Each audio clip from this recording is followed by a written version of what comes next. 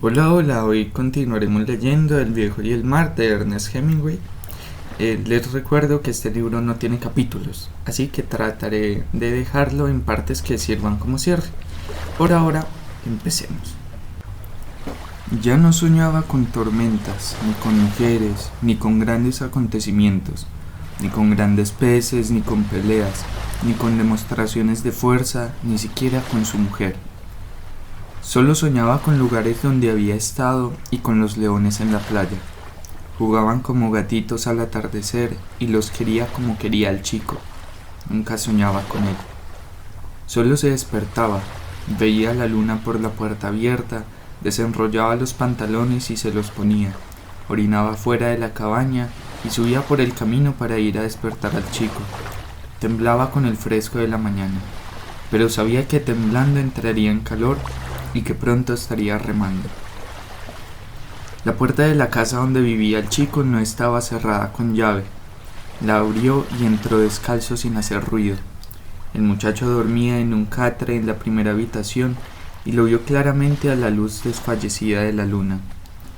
Le cogió suavemente el pie y se lo sujetó hasta que el chico se despertó y le miró. El viejo movió la cabeza. El chico cogió los pantalones de una silla que había al lado y, sentándose en la cama, se los puso. El viejo salió a la puerta y el muchacho fue tras él. Estaba adormilado y el viejo le puso la mano en el hombro y le dijo: «Lo siento». «¿Qué va?», respondió el chico. «Es lo que debe hacer un hombre». Bajaron por el camino hasta la cabaña del viejo y en la oscuridad vieron hombres descalzos que iban y venían con los mástiles de sus botes a cuestas. Cuando llegaron a la cabaña del viejo, el chico cogió los rollos de sedal de la cesta, el arpón y el bichero, y el viejo se echó al hombro el mástil con la vela recogida. «¿Quieres café?», preguntó el muchacho. «Pondremos el aparejo en el bote y luego tomaremos un poco». Tomaron café en latas de leche condensada en un sitio que abría temprano y servía a los pescadores. «¿Qué tal ha dormido?», preguntó el chico. Estaba empezando a despertarse, aunque le costaba sacudirse el sueño de encima. «Muy bien, Manolín», respondió el viejo. «Hoy me siento confiado». «Yo también», dijo el chico. «Ahora iré a por sus sardinas y las mías, y a por sus cebos frescos. El patrón siempre lleva el aparejo él mismo. No deja que nadie le lleve nada». «Somos diferentes», dijo el viejo. «Yo te dejaba llevar las cosas cuando tenía 5 años». «Lo sé», repuso el chico. «Enseguida vuelvo. Tómese otro café, aquí nos fían». Se alejó descalzo por las rocas de coral hasta la nevera donde almacenaban los cebos. El viejo se bebió despacio el café. Era lo único que desayunaría en todo el día y sabía que debía tomárselo. Hacía tiempo que le fastidiaba comer y nunca llevaba almuerzo. Tenía una botella de agua en la proa del esquife y eso era todo lo que necesitaba para pasar el día. El chico volvió con las sardinas y los 2 cebos envueltos en un periódico y bajaron por el sendero hasta el esquife, notando los guijarros de la arena bajo los pies. Levantaron el esquife y lo echaron al agua. «Buena suerte». «Buena suerte», respondió el viejo. Ajustó las trincas de cuerda de los remos a los toletes e inclinándose hacia adelante para contrarrestar el empuje de los remos en el agua, empezó a remar en la oscuridad para salir de puerto. Había otros botes haciéndose a la mar desde otras playas, y el viejo oía el chapoteo de los remos aun cuando no pudiera verlos, ahora que la luna se había ocultado detrás de las montañas. A veces alguien hablaba en un bote, pero casi todos guardaban silencio y solo se oía el chapoteo de los remos. Se dispersaron al atravesar la bocana del puerto y cada cual puso rumbo a aquella parte del mar donde esperaba encontrar peces. El viejo tenía pensado ir mar adentro, por lo que dejó atrás el olor a tierra y remó hacia el limpio aroma matutino del océano. Vio la fosforescencia de las algas del golfo en el agua mientras remaba sobre esa parte del océano que los pescadores llamaban la Gran Poza, porque había de pronto una profundidad de 700 brazas donde se congregaban toda clase de peces debido al remolino que hacía la corriente contra las empinadas paredes del fondo del océano. Allí se concentraban en los huecos más profundos los camarones y los pececillos, y en ocasiones los bancos de calamar que salían de noche a la superficie, donde los peces más grandes se alimentaban de ellos. En la oscuridad, el viejo sentía la proximidad de la mañana y mientras remaba escuchaba el tembloroso sonido de los peces voladores al salir del agua y el siseo que hacían sus alas rígidas al surcar el aire en la penumbra. Le gustaban mucho los peces voladores, pues eran sus mejores amigos en el océano. Sintió lástima por los pájaros, sobre todo por los pequeños y delicados charranes que se pasaban el día volando y casi nunca encontraban nada, y pensó: las aves tienen una vida más difícil que la nuestra, excepto las rapaces y las más grandes. ¿Por qué habrá pájaros tan finos y delicados como las golondrinas de mar cuando el océano puede ser tan cruel? Es apacible y hermoso, pero también puede ser muy cruel y se encrespa con facilidad. Y esas aves que vuelan, hacen picados y cazan, soltando tristes chillidos, son demasiado delicadas para el mar. Siempre llamaba al océano la mar, que es como lo llama la gente que lo ama. A veces quienes lo aman hablan mal de él, pero siempre lo hacen como si fuese una mujer. Algunos pescadores más jóvenes, los que utilizaban boyas para los sedales y tenían botes a motor, comprados cuando los hígados de tiburón se pagaban a buen precio, lo llamaban el mar, en masculino, y hablaban de él como un rival, o un lugar, o incluso un enemigo. Pero el viejo siempre se refería a él en femenino, y como algo que concedía o rehusaba grandes favores, y que si hacía cosas malvadas y violentas, era porque no podía evitarlo. La luna le afecta igual que a las mujeres, pensó. Estaba remando de firme y no le costaba demasiado esfuerzo porque llevaba un ritmo constante y, excepto por los ocasionales remolinos de la corriente, la superficie del océano estaba plana. Dejó que la corriente hiciera por él un tercio del trabajo y cuando empezó a despuntar el día, comprobó que estaba más lejos de lo que había pensado estar a esa hora. Llevo una semana pescando en los pozos más profundos sin conseguir nada, pensó. Hoy probaré suerte donde están los bancos de bonitos y albacoras. Tal vez haya algún pez grande entre ellos. Antes de que se hiciera verdaderamente de día, había echado 2 cebos y estaba derivando con la corriente. Un cebo se encontraba a 40 brazas, el segundo a 75, y el tercero y el cuarto flotaban en las aguas azules, a 100 y a 125 brazas de profundidad. Cada cebo pendía boca abajo con la pata del anzuelo dentro de la carnada, y bien atada y afirmada, y con la parte saliente del anzuelo, la curva y la punta cubierta de sardinas frescas. Las sardinas estaban ensartadas por los ojos formando una media guirnalda sobre el acero. No había una sola parte del anzuelo que no oliera bien y no fuese apetitosa para un pez grande. El chico le había dado 2 atunes pequeños, o albacoras, que colgaban de los sedales más profundos a modo de plomadas y, en los otros, tenía un enorme jurel azul y un jurel amarillo, que ya había utilizado antes, aunque todavía se hallaban en buen estado, y a los que las sardinas frescas prestaban aroma y atractivo. Cada sedal, tan grueso como un lápiz, estaba enrollado a una vara verde de árbol, para que se cimbrease con cualquier tirón o picada en el cebo, e iba unido a 2 rollos de 40 brazas que podían atarse a otros rollos, de manera que, en caso necesario, podía darle a un pez más de 300 brazas de sedal. El hombre observó las 3 varas que asomaban por la borda del esquife y remó lentamente para mantener tensos y a la profundidad correcta todos los sedales. Había ya mucha luz y el sol saldría en cualquier momento. El sol se alzó tenuemente del mar y el viejo vio los otros botes a ras del agua y mucho más cerca de la orilla, dispersarse con la corriente.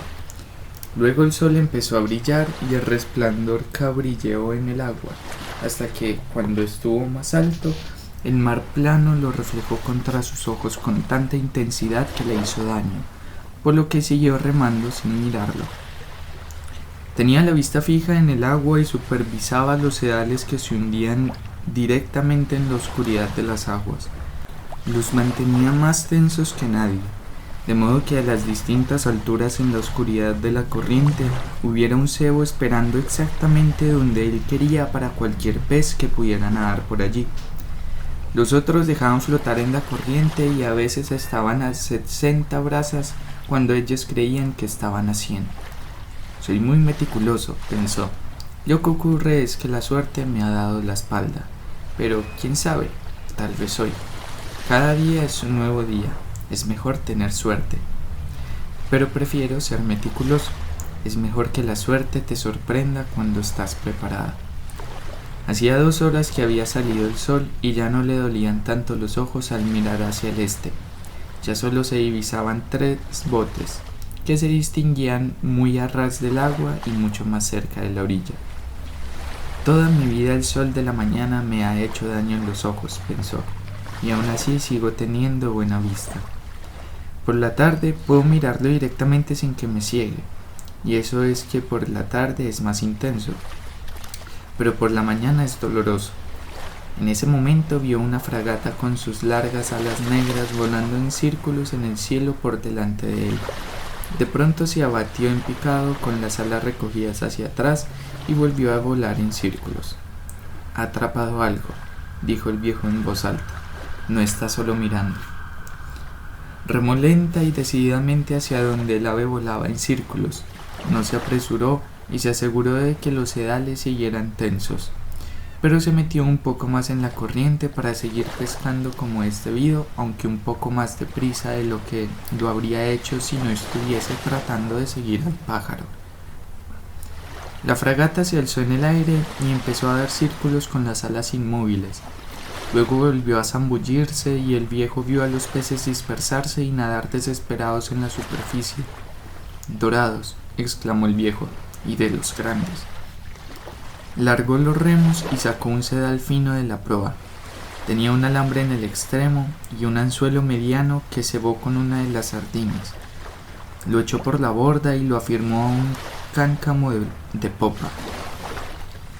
Luego cebó otro sedal y lo dejó adujado a proa. Volvió a remar y a observar al ave negra de largas alas que volaba ahora casi al ras del agua. Mientras lo observaba, el ave volvió a lanzarse en picado, inclinando las alas al zambullirse y moviéndolas después violenta e inútilmente mientras trataba de atrapar a los peces voladores. El viejo reparó en el leve bulto que hacían los dorados en el agua al perseguir a los peces fugitivos. Los dorados cortaban velozmente el paso a los peces bajo el agua y los esperaban cuando interrumpían su vuelo. «Es un banco grande de dorados», pensó. «Se han dispersado y los peces tienen pocas posibilidades. El pájaro no tiene ninguna. Los peces voladores son demasiado grandes para él y se mueven demasiado deprisa». Observó cómo los peces voladores salían del agua una y otra vez y también los ineficaces movimientos del ave. «Ese banco de peces se me ha escapado», pensó. «Van demasiado rápido y están muy lejos. Pero puede que queden algunos rezagados y es posible que algún pez más grande les vaya a la zaga. Mi pez debe estar en alguna parte». Las nubes que habían sobre tierra se elevaron como montañas y la costa se convirtió en una mera línea verde y alargada con la cordillera gris y azulada al fondo. El mar se había vuelto de color azul oscuro, tan oscuro que casi parecía púrpura. Al mirarlo vio el tamiz rojizo del plancton y los extraños reflejos del sol. Examinó los sedales, vio cómo se hundían perdiéndose de vista en el agua y le alegró ver tanto plancton porque eso significaba que también habría peces. Ahora que estaba alto, los peculiares reflejos del sol indicaban igual que la forma de las nubes en la tierra que haría buen tiempo. pero el ave casi se había perdido de vista y no se veía nada en la superficie del mar excepto algunas manchas de sargazos amarillentos y quemados por el sol y la reconocible vejiga purpúrea, gelatinosa e iridiscente de una carabela portuguesa que flotaba al lado del bote. Se dio la vuelta y luego se enderezó. Flotaba elegantemente como una burbuja, arrastrando sus largos y mortíferos filamentos purpúreos de casi 1 metro de largo. «Agua mala», dijo el hombre. «Mala puta». Apoyado levemente en los remos, miró hacia el agua y vio los diminutos pececillos que tenían el mismo color que los largos filamentos y nadaban entre ellos y por debajo de la tenue sombra que proyectaba la burbuja de su deriva. Eran inmunes a su veneno, pero los hombres no, y cuando alguno de los filamentos se enredaba en un sedal y se quedaba allí, viscoso y purpúreo, mientras el viejo se esforzaba por pescar un pez, le producía verdugones y ampollas en los brazos y las manos como los de la hiedra venenosa, solo que el veneno del agua mala era más rápido y golpeaba como un latigazo. Las burbujas iridiscentes eran muy bellas, pero también eran lo más falso del océano, y al viejo le gustaba ver cómo se las comían las grandes tortugas marinas. En cuanto las tortugas las veían, se les acercaban por delante, cerraban los ojos de manera que quedaban totalmente acorazadas y se las comían con filamentos y todo. Al viejo le encantaba ver cómo se las comían y también pisarlas en la playa después de una tormenta y oír cómo estallaban cuando las aplastaba con las callosas suelas de los pies. Le gustaban mucho las tortugas verdes y las tortugas carey con su elegancia, velocidad y gran valor, y sentía un cariñoso desprecio por las enormes y estúpidas tortugas bobas, con su armadura amarillenta, sus extrañas copulaciones y su manera despreocupada de devorar las carabelas portuguesas con los ojos cerrados. Aunque había pasado muchos años en barcos tortugueros, no pensaba demasiado en las tortugas. Le daban lástima, incluso las grandes tortugas laúd, que eran tan largas como el esquife y pesaban 1 tonelada. La mayoría de la gente es despiadada con las tortugas y no piensa que el corazón de una tortuga sigue latiendo horas después de que la hayan matado y descuartizado. Pero el viejo pensaba: yo también tengo un corazón, y mis pies y mis manos son como los suyos. Almorzaba sus blancos huevos para cobrar fuerzas. Los comía durante todo el mes de mayo para estar fuerte en septiembre y octubre, y salir a pescar los peces más grandes. También se bebía 1 taza de aceite de hígado de tiburón al día, de un bidón que había en la cabaña donde muchos pescadores guardaban el aparejo. Estaba allí para cualquier pescador que lo quisiera. La mayoría de los pescadores odiaban el sabor, pero no era peor que levantarse a las horas que se levantaban. Iba muy bien para prevenir gripes y resfriados y era bueno para la vista. El viejo alzó la mirada y vio que el pájaro estaba volando en círculos otra vez. «He encontrado peces», dijo en voz alta. Ningún pez salió a la superficie y no se veían bancos de pececillos, pero mientras el viejo observaba, un pequeño atún saltó por el aire y cayó de cabeza en el agua. El atún brilló plateado al sol y justo después de que se zambullera apareció otro y otro más, y pronto estuvieron saltando por todas partes, chapoteando y dando saltos detrás de los peces. Estaban rodeándolos y empujándolos.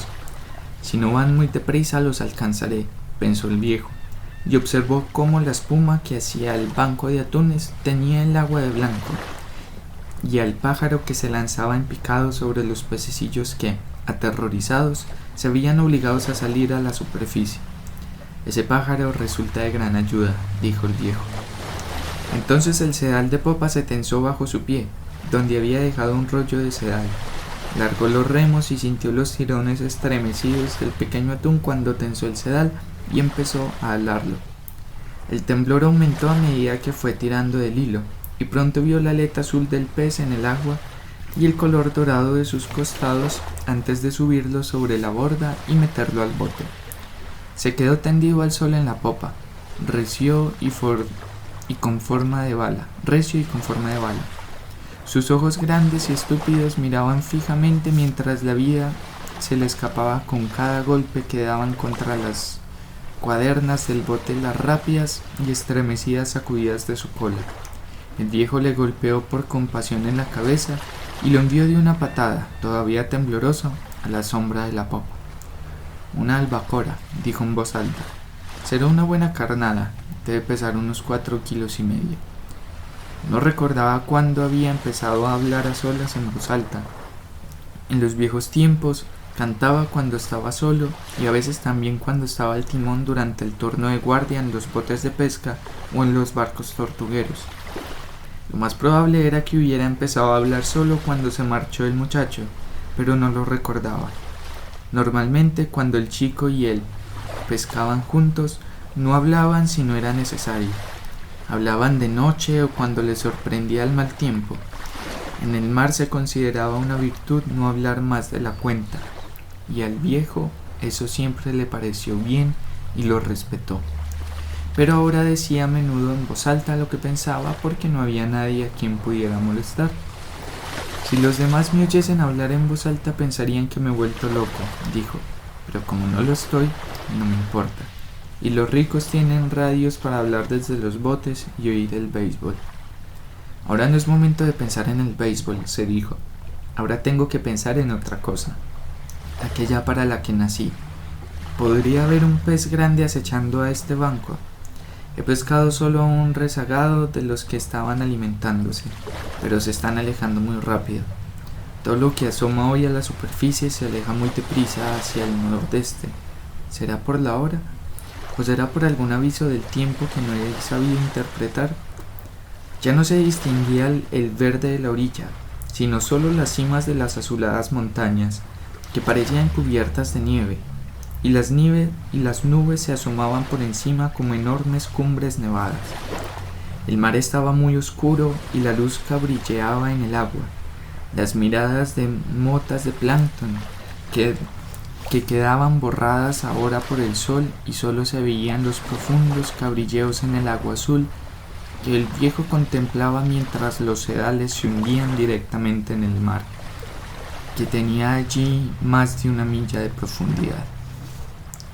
Los atunes, los pescadores llamaban atunes a todos los peces de esa especie y solo los distinguían por sus verdaderos nombres a la hora de venderlos o de canjearlos por carnada.